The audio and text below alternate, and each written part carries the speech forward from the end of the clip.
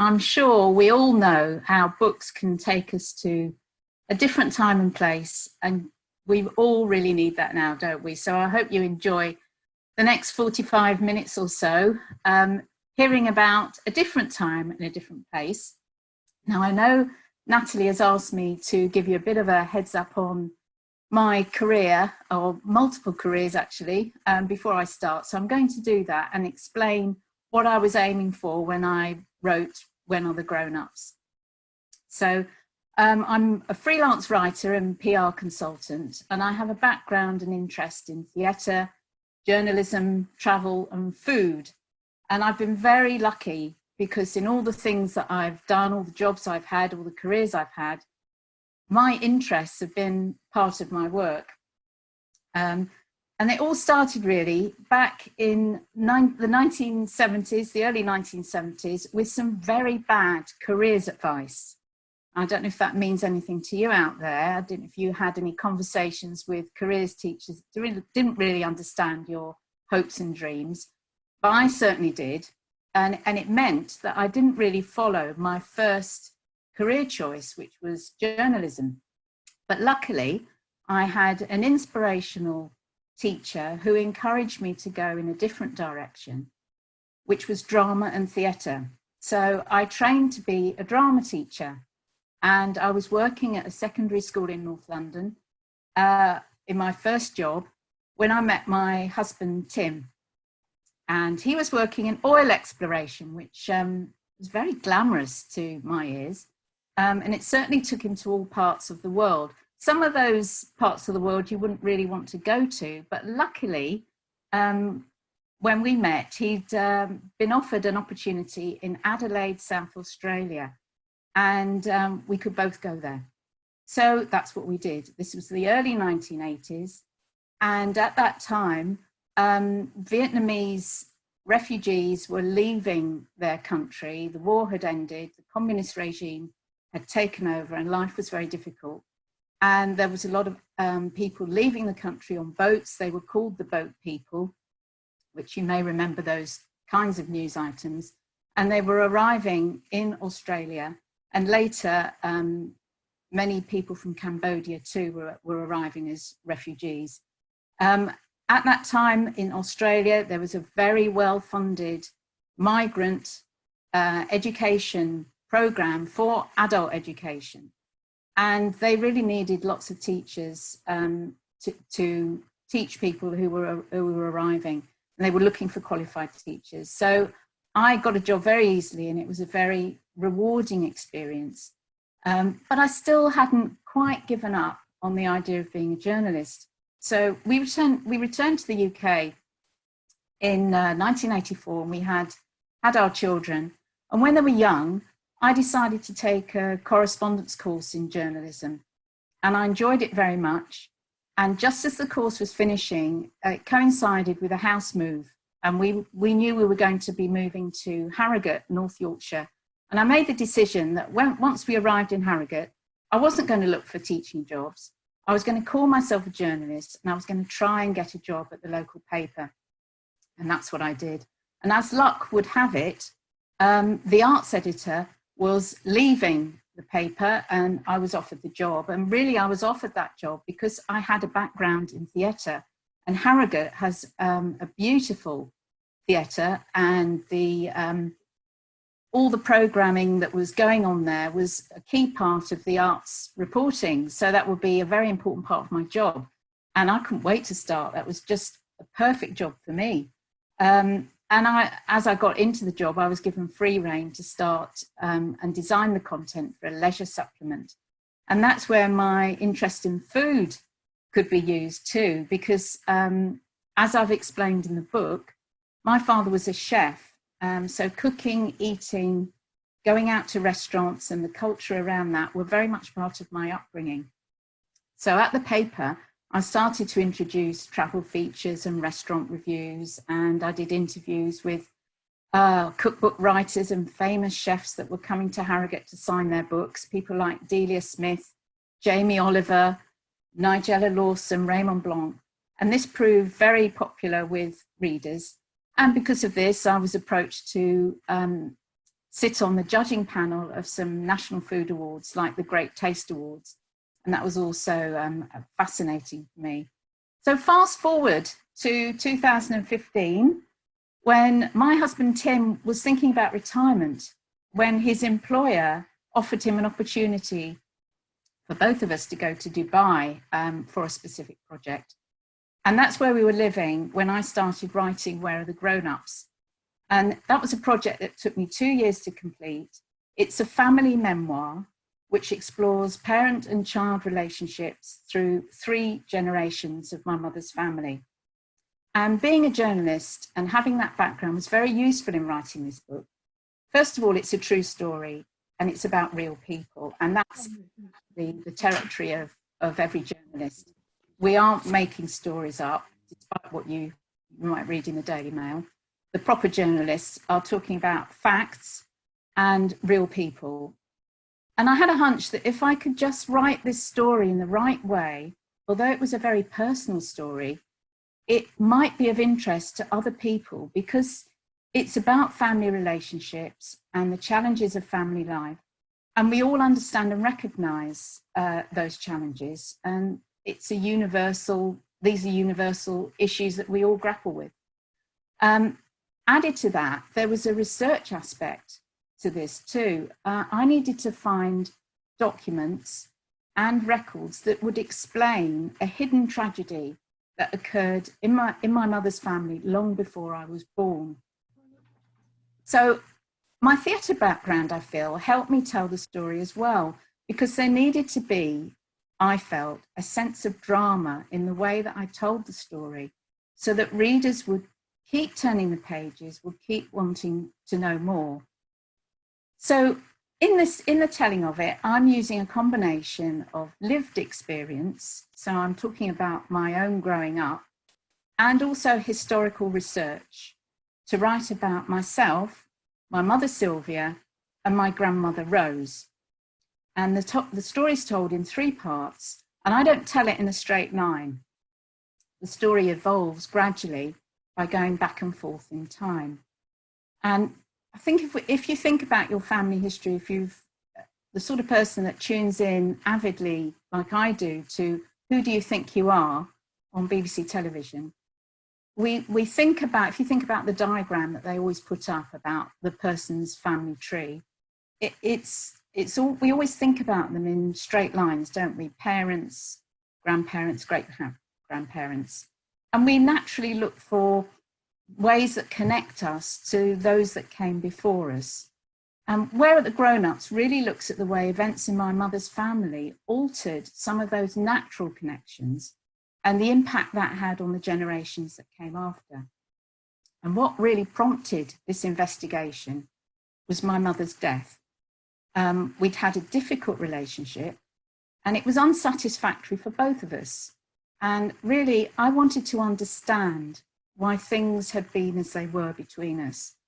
And to do that, I suppose it was part of the grieving process, I started writing down some of my childhood memories to try and make sense of the relationship we'd had and where it had gone wrong and why it had gone wrong. And I realized very quickly that the memories that came back most vividly were the ones that put me in the role of a witness. And it struck me that then, as I was writing about it, that all children are witnesses to their parents growing up. Parents, so we're all incomplete creations, aren't we, when we have our children? And how our mums and dads cope with the challenges of adult life in our hearing will have an impact.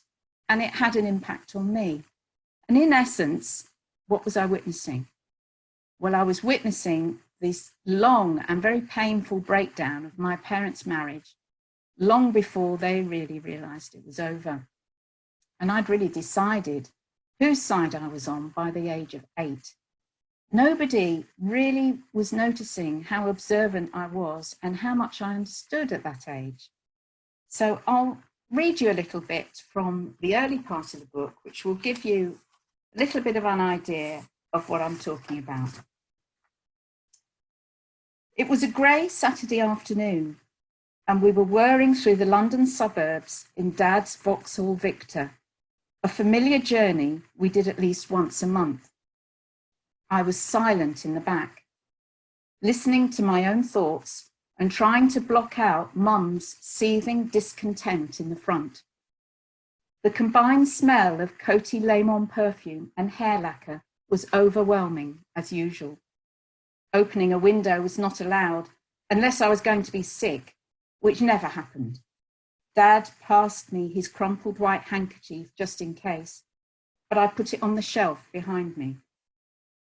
The merest hint of moving air in the car could never be tolerated, for fear it would compromise the achievements of the Elnet spray and its suffocating extra hold mist. Our house was also a sealed unit because Mum said opening windows made the net curtains grubby with dust and let in dirt-loving insects. My mother wasn't the kind that other people had, one that played games with you during car journeys. She was the needy one in our family, the one whose mood could suddenly change, the one that must be considered, deferred to, and placated, or else Dad would get a tongue lashing. I hated her for that, and the way she held on to her simmering anger and resentment like a weapon, always ready to be reloaded and discharged. I often thought there must be something wrong with me for having those feelings. Before we left the house today, I heard her tell Dad he drove her mad with his timekeeping. I heard him remind her of the need to get ready when she hadn't yet completed her polishing and tidying rituals, and she must have noticed him looking at his watch. That would be the reason for the tense atmosphere in the car and the gesture of displeasure which was my mother's trademark.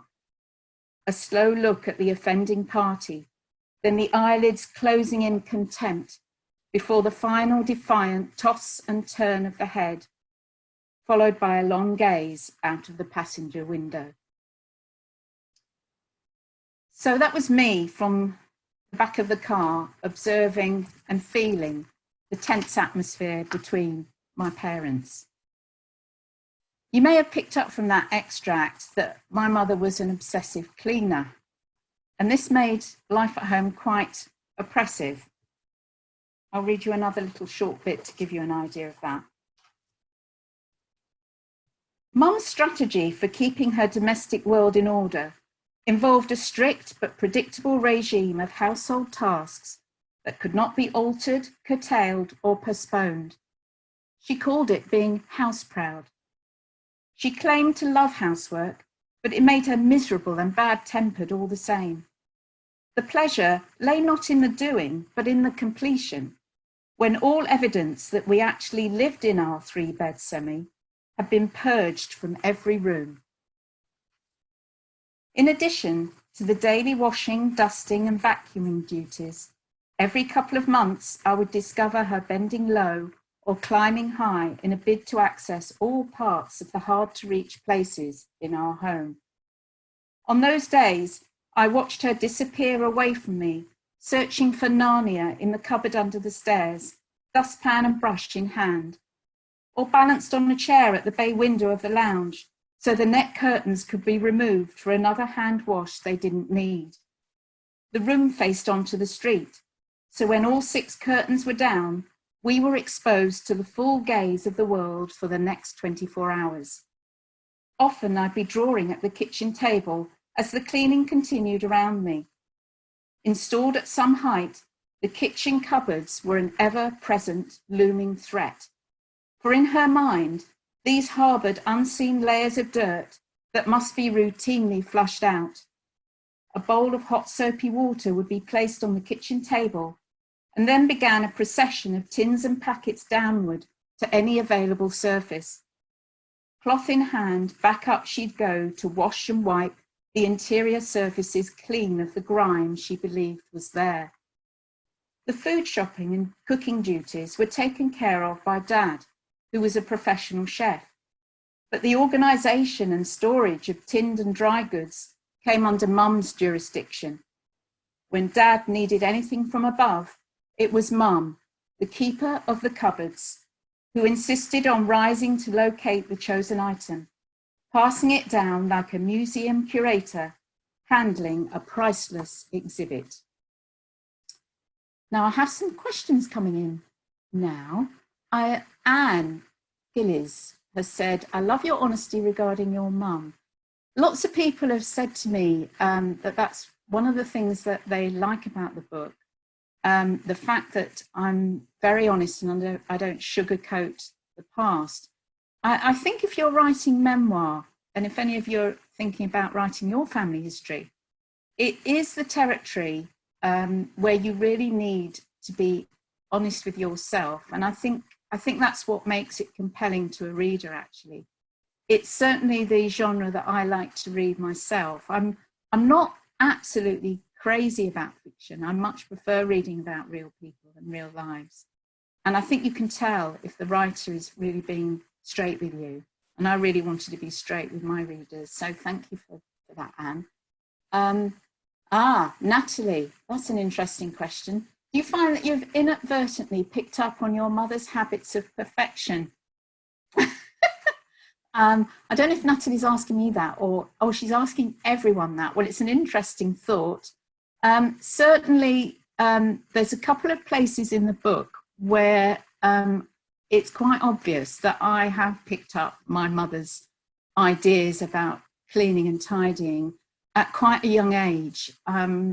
There's a scene in the book where I go to a friend's house to play. My friend is having a piano lesson and I have to wait in her bedroom until she's finished. And I could play with anything in her bedroom.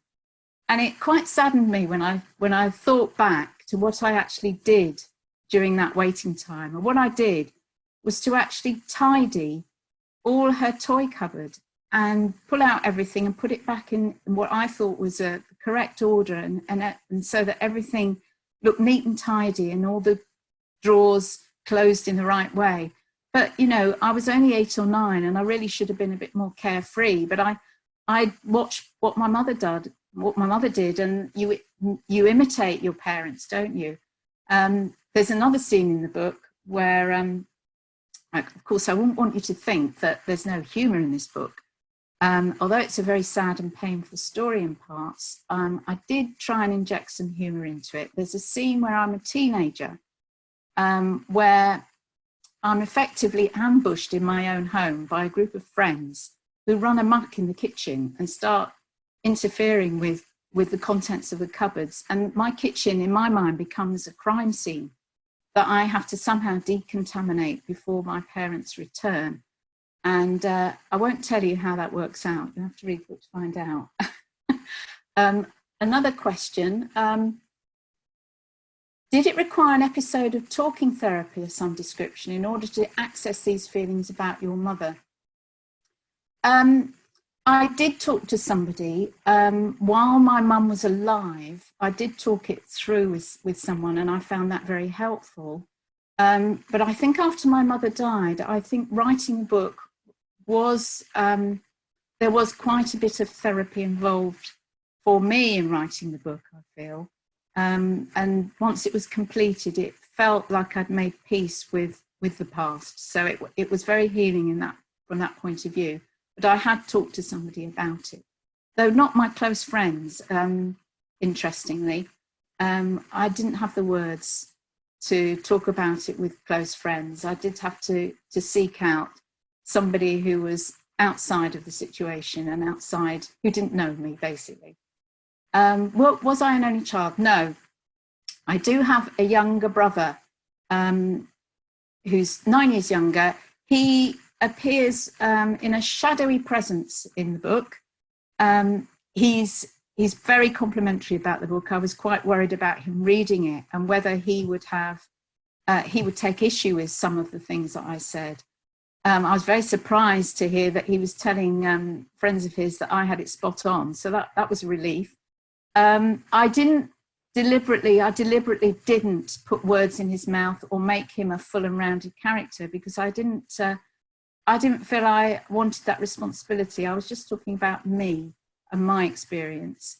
And as there's 9 years between us, it was quite a different experience. But he is there. Oh, that's a message for Natalie. Somebody's been dropped out. Right. Have I managed to lose my OCD? I went through quite an unhappy period when I was at college, where it did take over for a while. And as you get further into part 3 of the book, you find out what's behind that. But I think I've lost it now. I'm not quite so frantic now, although maybe you ought to ask my husband and children if I've lost my OCD. They'd probably be better judges. Could I and did I ever talk to my mum about my childhood? No, I didn't really. No, I didn't. And that's probably just as well, because I think if I'd started on that road, I might not have stopped, and that might have made the relationship even worse. Basically, and I can tell by your questions, by the end of part 1 of the book, I really want readers to be curious about what has happened to Sylvia to make her like she is.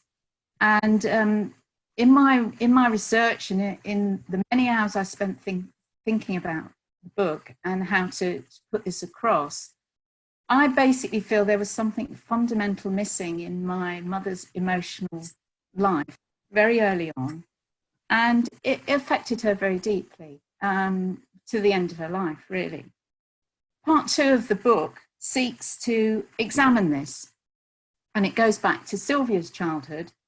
And this centres on a family living in the Jewish East End of London, a notoriously poor area of London, between and after the wars. And central to the story in part 2 is the couple that are pictured on their wedding day on the back of the paperback book. I don't know if you get that on the Kindle version, but I'm going to show it to you here anyway. So really, in May 1930, an event happened to this couple, and their young lives were really interrupted by a tragedy. And the aftermath of that tragedy rippled down the years to touch future members of their family in unexpected ways. And one of those family members is me. That couple didn't know me and I didn't know them, but I am their granddaughter. And until I wrote the book, their story was really covered over and not spoken about. And in time, the details were really lost and forgotten. So I've kind of brought it back and shared it with everyone now. As I got into the writing, it became clear to me, as I was writing about 3 different generations, that many of the same mistakes and dysfunctional relationships experienced in one generation seem to be repeated in the next. So we have, through the generations, we have a succession of very assertive and strong women, a couple of very weak, faint-hearted men, 2 heroic husbands, and a couple of monstrous stepmothers. So it's an interesting cast of characters, I hope you agree. And I'm going to look at a few more questions now.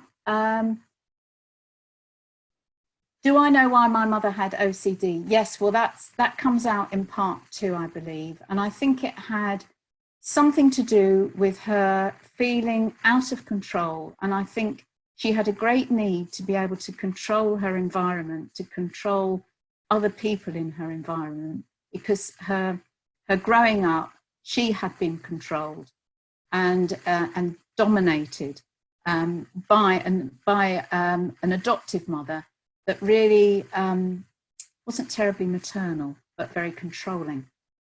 What Anne says, what made you brave enough to write about your mum so openly? Do you know, while I was writing it, I did think, do I really want to say this? Do I really want to commit this to print? There's one or two personal episodes about my life where I thought, oh, do I want to share this? Do I want everyone to know about this?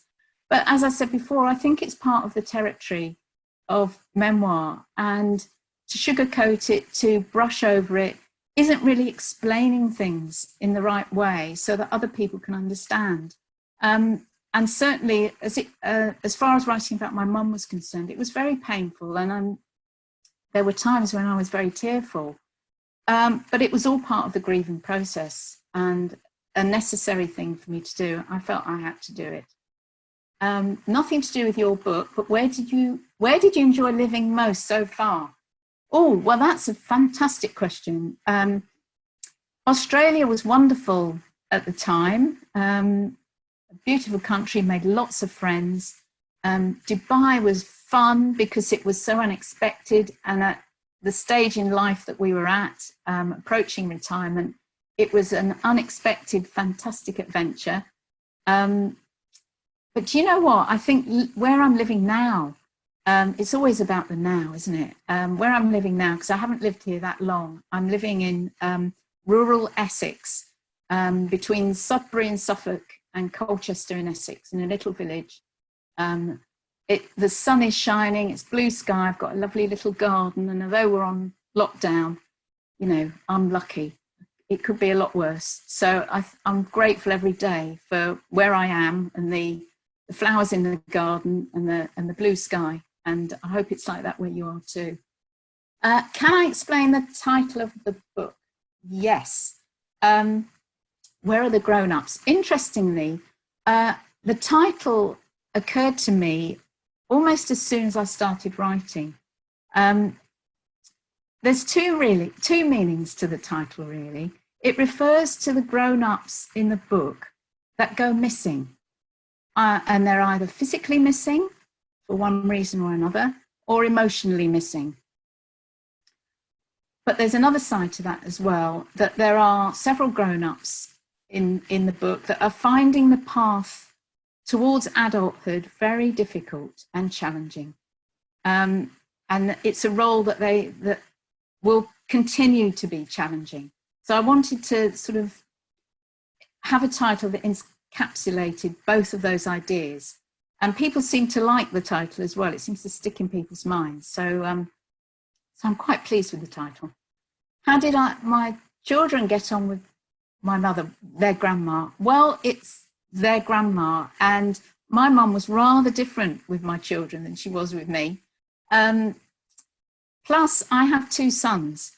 I haven't got a daughter, and I never wanted a daughter. I suppose I was a little bit fearful that I would repeat the same mistakes that my mother made if I had a daughter. That's a strange thing to think, but I was fearful of it. We don't always have to follow and repeat the same mistakes, do we? But sometimes we can't help it, or we don't know we're doing it. So I think having two sons in a way has broken the spell for me. What do your children think? What do your own children think of the book? Oh, well, I've had lots of feedback from both my sons on the book. They both think it's a wonderful document.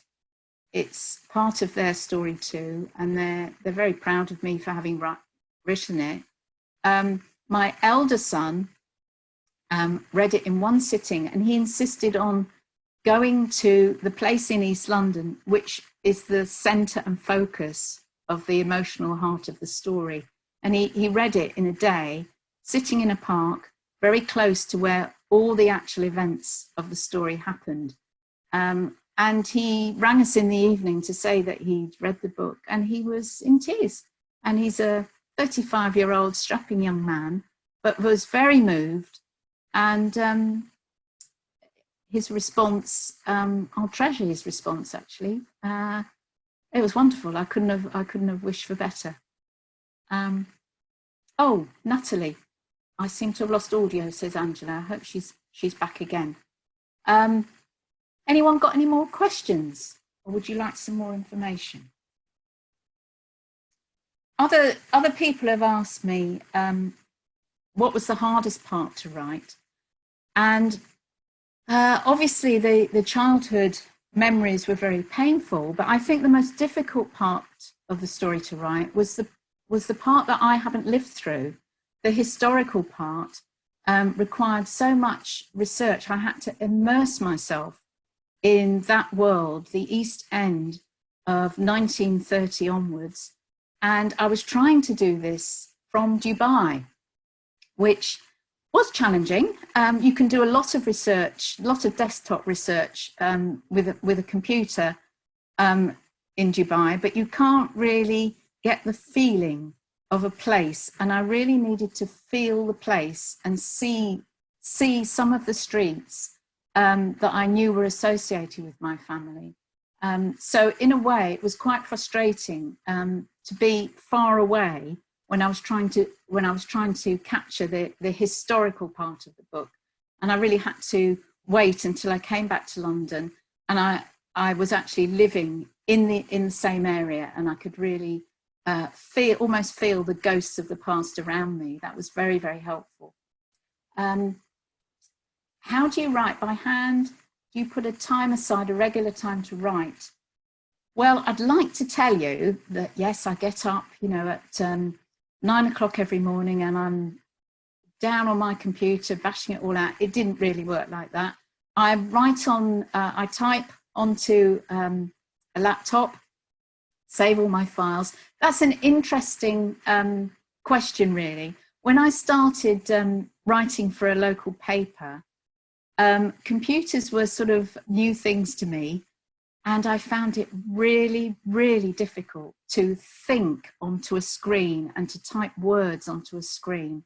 And now I can't do it in longhand. I can't write with a pen and paper. I could never have written a book using pen and paper. The thoughts don't come in that way anymore. I have to think onto a screen.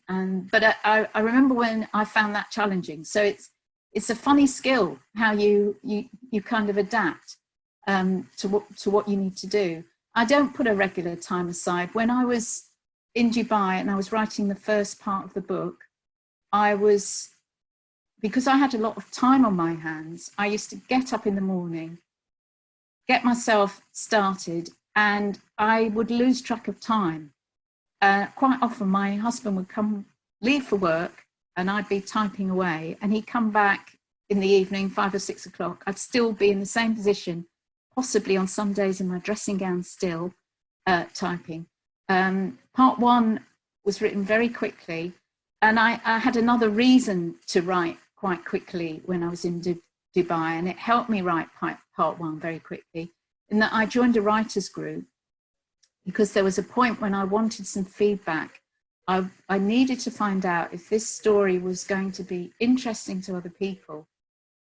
So I joined a writers group, and each fortnight we had to take a chapter of what we were working on. We were all working on different projects, about half a dozen of us, and we used to meet in someone's house and critique each other's work. So I always had a slight deadline in my mind for the next chapter, because I knew I had to submit something to writers group, and it was important to me to get that feedback, because that helped me sort of continue and be motivated. What was my relationship with my dad? This is very clear in the book, I hope, that my dad was my hero, really, and everything was Mum's fault. Dad was perfect, but of course real people aren't like that, are they? And in part 3, I go through another painful phase, really, where I discover my dad's frailties, really, and that was quite telling and quite a painful episode to remember. But hey, that's life, isn't it? None of us are perfect, but finding out that your dad isn't your hero quite in the way that you thought he might be is difficult, and I'm sure lots of you will identify with that. Do I have another book in the pipeline? Barbara Shelley. That's a lovely question. My friend Barbara in Worksop. Well, I'm at the moment, I've got a couple of projects. I'm actually turning Where Are the Grown-Ups into an audio book, and I'm doing the narration. So my husband is helping me record each chapter. We are 2/3 of the way through it. I'll be starting the recording on part 3 tomorrow. So it was coming, it's coming. He's doing the editing. We're hopeful that the audio book might be ready by the end of the year. What do you think? We don't know. He looks a bit horrified by that, but we'll keep at it. And I'm writing a second book, and the second, this This will either be Marmite or it will be music to your ears. It's a eating out and travel memoir. Two of the things that we can't do now. But interestingly, I thought it was a very good time to think about those things. Just before lockdown, we had come back from a big trip back to Australia and Dubai, and we were revisiting friends that we'd made all those years ago in Australia and more recently in Dubai. We stopped off in Indonesia and Singapore. It was a big trip. We were away for 5 weeks, and then we came back, and within a couple of weeks or so, we were in lockdown. And it struck me as such a peculiar time. I wanted to record the very recent time that I'd had abroad, overseas, eating out in numerous wonderful places, catching planes, meeting people from other countries. The world was turning just a fortnight before, and then suddenly everything stopped. And I thought it was a very good time to document those feelings and to record what the world was like when we had those freedoms. We don't know when they're coming back again. We hope that it won't be long, but from what we hear today, it may be longer than we think. So I thought, why not? So lots of talk about food, different places. Dubai is the most fantastic travel hub. We did a lot of interesting trips to interesting places. So I've documented all that, and I'm well into writing that. So that will be the second book, a bit different to the first, but hopefully just as appealing. Did I find it easy to find a publisher? Well, I self-published my book for many reasons. I wanted a bit more control over it.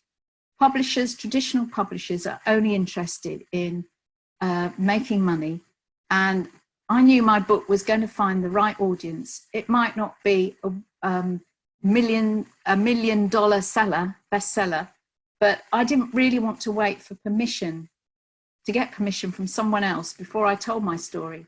I wanted to tell it myself, and because I've got a background, I didn't tell you about the PR, but that's another added string to my bow. I've got a background in marketing and PR. I wanted the extra challenge of promoting my own work in my own way.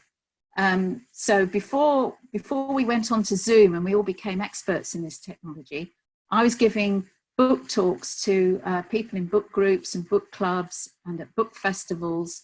And I was having a lot of fun doing that and meeting lots of different interesting people. And I think it's just more fun to do everything yourself rather than rely on a publisher that really is only interested in making money. So I didn't even look for a publisher. I decided to self-publish, and the book cover actually is, these are the front cover and the back cover are photographs that I found amongst my mother's possessions after she died. And my son, who is an artist, put the cover together, and I think he's done a brilliant job. Some independent bookshops stock my book, and all of them have said, when I contacted them, they weren't too keen on stocking a self-published book, but when they looked at the cover, they said, that's it, we'll have them. So I feel we've all done a really good job. My publisher is my husband, and he's Ingle Books Publishing. So if anybody out there is thinking of self-publishing, contact Ingle Books. He might be able to help you too. Excellent news that you're doing an audio book. That's good. Did anything you found out about your dad throw different light on your mum? No, they were very different people. But do you know what? I did write a book about my dad, but it was a different kind of book. I wrote about my dad's life by interviewing him. He was in his 80s and he wanted to talk about the significant events in his life. And I thought it was a really good opportunity. So I did a series of interviews with my dad. And it was quite interesting because I recorded the interviews and then I transcribed what he said and typed it up. And I turned it into a little book that was just distributed amongst the family. And amongst the information he gave me was a really good picture of how he met my mum and the scenario of when they were first married. And I could use a lot of that information when I wrote Where Are the Grown-Ups? It was really valuable, and I didn't realize how valuable it was at the time. So I could write a scene from his point of view when he met my mum at Murray's Club in the West End of London. So nothing is wasted. If you talk to your relatives and you want to find out their family history and get their stories, I would really encourage you all to do so while you can, because you never know how useful this will be, if not to you, to your children or your children's children. Any other questions out there? Natalie, we've been talking for about 50 minutes.